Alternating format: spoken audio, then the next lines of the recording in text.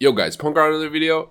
A couple days ago I posted a piece about some awesome vendor recipes that you can find around the world. The first merchant that I covered in that video is actually quite the secretive vendor NPC, and that inspired me to make this video specifically, covering the best secret vendors across all of Azeroth.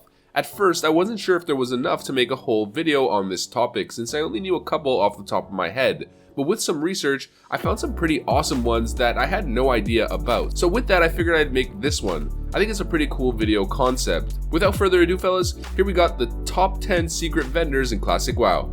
Let's get into it. Alright, so the first vendor is actually pretty well known. A lot of different YouTubers I think have covered him in the past. I even saw a Twitch stream who covered this guy back in beta, but I think he's an interesting one, and let's just get him out right at the start of the video. It's the Defias Profiteer, who's actually a Defias vendor within the Moonbrook Inn right outside of the Deadmines. He has the title of Freewheeling Merchant, and for the most part he sells some pretty useless stuff, just a bunch of white leather armor and some 2 green items as well. But what is actually pretty interesting is he sells the first rage potion. It's not the great rage potion, but it's still pretty decent, restoring 20 to 40 rage instantly, which is quite comparable to the 30 to 60 that we see in the higher level potion, and it only requires level 4. This potion I think is acceptably good enough to actually use in endgame content. 20 to 40 rage is nothing to scoff at, and the mats are incredibly cheap. The alchemy requires pretty much nothing. Level 60, you could just have a level 1 Alto as alchemy and just make these for yourself on a warrior. So to get to this guy, you just go to the inn looking structure within Moonbrook right outside of the Deadmines. You go to one of the back rooms and he's there. He's pretty cool, adds that RPG element of having a Defias sort of underground black market vendor. I like this guy, sells something pretty useful. Let's move on. Alright, so second on the list, we've got Juby Gadget Spring. She sells one of the cooler items in the game. Maybe less useful, I guess, within the meta scope of things, but again, one of the coolest items in the game. So you'll find her at the south of Vashara, off the shore, right here on the map. She's in a little hut with another gnome named Blemo who sells a couple cool patterns, but it doesn't really matter. It's not as cool as her. So Juby sells the schematics, the engineering schematics for Deep Dive Helmet, which is an engineering helmet that not only looks incredibly cool, let's put it up on the screen. I mean, just having this as a novelty item and running around makes you pretty much a beast, but it also allows you to breathe underwater, similar to the Hydrocane staff that you get from Nomergon. So if you're trying to farm Tidal Charm or something, having this helmet could be incredibly useful. As an engineer, I feel like this is a must-have. So go visit Juby, get the schematic, and make this awesome helmet.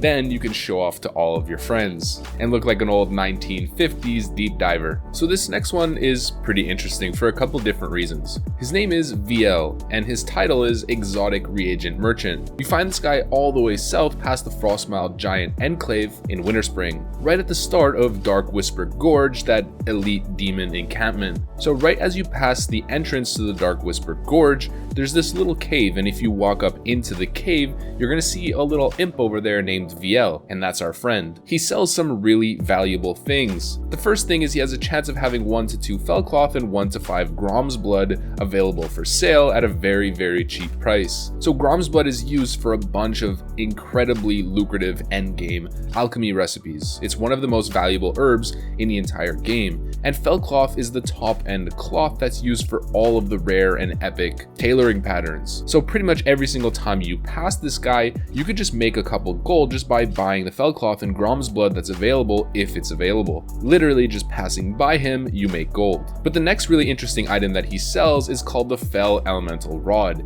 and this isn't really super relevant right now, but in the future it's going to be quite relevant. He sells it for 40 gold, and this rod may seem useless, but it's actually used in the tier 0.5 quest line once AQ40 comes around. So the dungeon sets that you guys are seeing people walk around with nowadays, like the Mage Magister set, the Warrior Valor set, once AQ40 rolls around, you're going to be able to upgrade those items to get a much better Dungeon 0.5 set. The Fell Elemental Rod is a piece that's used in that incredibly long quest line to get the whole set. So that's pretty much it. This guy's super cool. He's a little demon imp in a cave. Doesn't get any better than that, and he sells some really valuable items. So here we got another really important vendor. His name is Zan Shivsprocket, and his title is Specialty Engineer. You find this guy in a really remote location in Alterac Mountains. For the most part, he just sells some basic bronze and copper items, a gyrochronotom, and you don't think much of it. But what's really important is that he sells the schematic for gnomish cloaking device. Now this item right now is used by higher end players when they're doing certain speed clears in order to bypass specific mobs,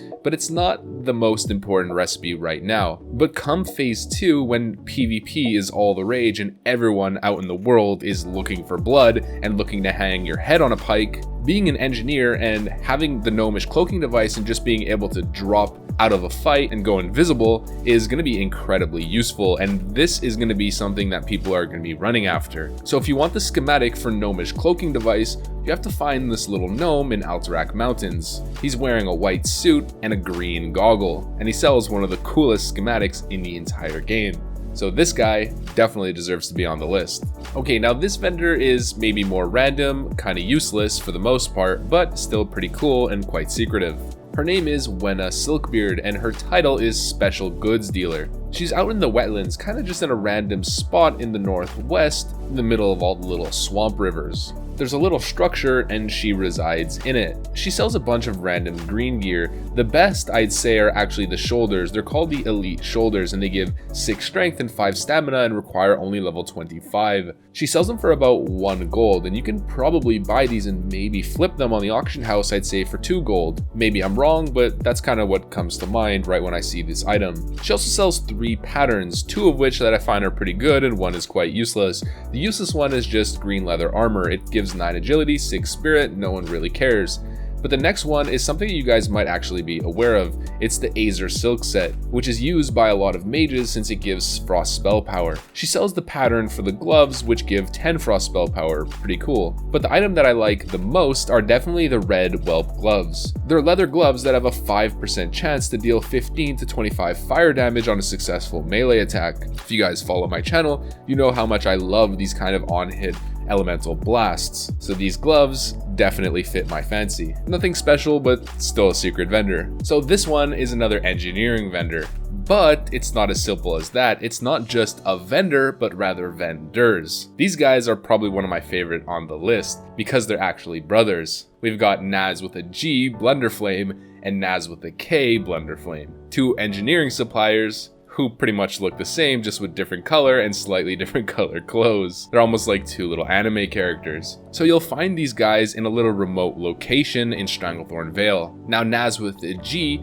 sells the schematic for the mechanical dragonling, which is a really useful trinket in PvP and in PvE. You can summon a little robotic dragonling that'll go and attack all of your enemies. It's really, really annoying for the enemy to deal with, especially if you pair it up with other items like the dog whistle. Now Naz with a K, Blunderflame, sells the schematic for Deadly Scope, which is one of the better scopes that you can put onto your ranged weapon as a hunter. When applied to your weapon, it permanently attaches a scope that increases the damage of said weapon by 5. This is actually a really lucrative schematic for engineers. Hunters are constantly upgrading their bows, their guns, and they always need to put a scope onto it. So having this recipe and crafting these all the time and popping them onto the auction house can make you a decent amount of gold. So there we go, those are the Blunderflame brothers, the 2 engineering suppliers in Stranglethorn Vale. These dudes are awesome. Alright, so you might notice a little trend here that a lot of these guys are gnomes and a lot of these guys are engineering vendors.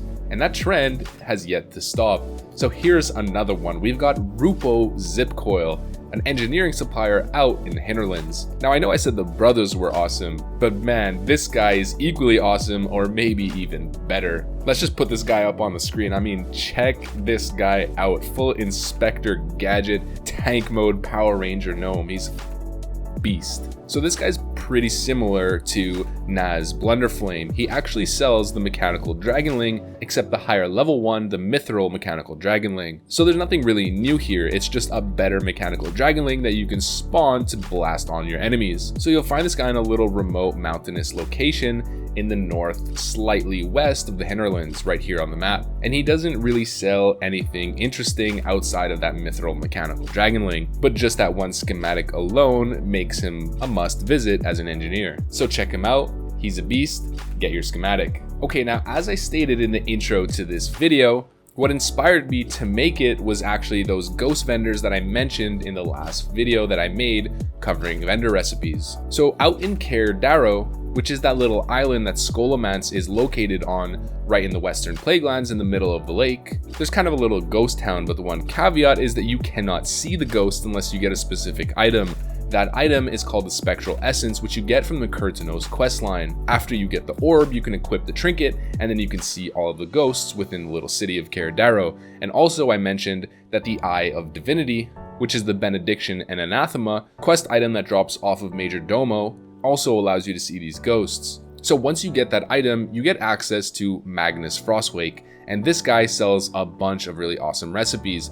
The most important, like I mentioned in the last video, was the Major Mana Potion recipe, which is the best mana potion available in the game, and having this recipe allows you to not only be self-sufficient, but craft these for guildies or sell them on the auction house. He also sells Storm Gauntlets, which are pretty good nature spell damage gloves, Transmute Water to Air, and the Eben Shiv, which is a relatively decent offhand dagger for your rogue alt, I guess, if you plan on leveling one. But who really cares about the Eben Shiv? It's really all about the Major Mana Potion recipe. So this is one of the coolest vendors in the entire game, just the process leading up to actually unlocking him and going into, I guess, the ghost realm and then being able to see him. And he sells some really cool stuff. Alright, so here's another vendor that I actually mentioned in that last video as well. His name is Broken, and he's an alchemy supplier out in Alterac Mountains. Within that little ogre encampment, I guess where the castles are and all that stuff, in the northern spot of that wintry terrain, there's a castle wall. And above that wall is actually a little goblin vendor named Broken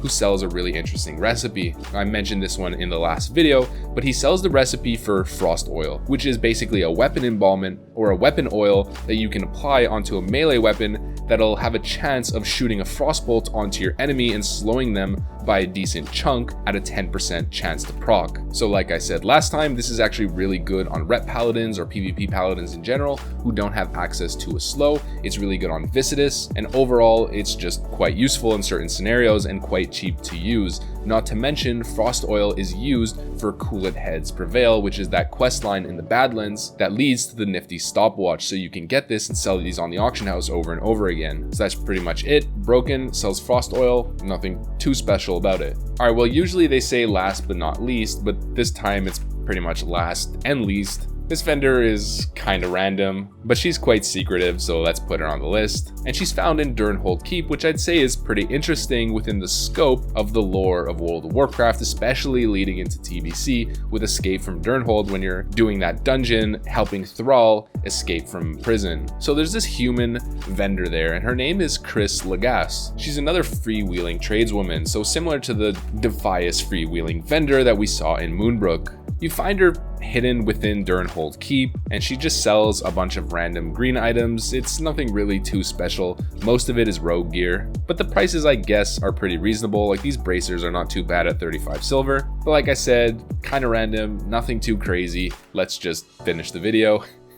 Kris Legace in Durnhold Keep. Alright friends, that's it for me on this one. There's a ton of little secrets across the world in Classic. This is really just the surface. If you guys enjoyed this kind of video and want me to keep delving into the secrets of Classic, let me know in the comments. I honestly love videos that cover these sort of topics, and this one was really fun to create, so if I find anything else interesting along the same logic, I'll probably try to hit it up. Or if any of you absolute 200 IQ geniuses out there, and I mean that unironically, have any 5-head ideas to share with me for video concepts, let me know in the comments please. Hopefully you guys like this one. If you did and want to see more like it, make sure to leave a like, comment, subscribe, of course, you know the drill, soldiers. Make sure to hit the notification bell and be notified every single time I post a new video fresh out of the render oven. And with that said, thanks for watching, and I'll see you on the next one. Peace.